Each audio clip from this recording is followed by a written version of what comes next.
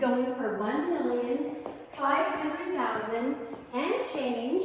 It's a 5-bedroom, 4.5 bath. It's large.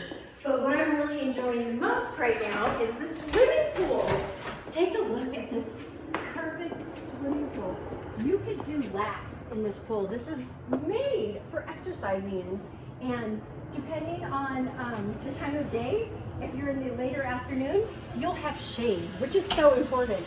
And let's go back in the front of the house and inside so you can enjoy the kitchen with me.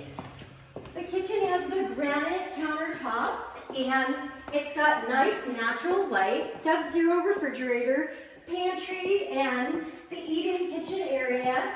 And there's several bedrooms downstairs and bathrooms.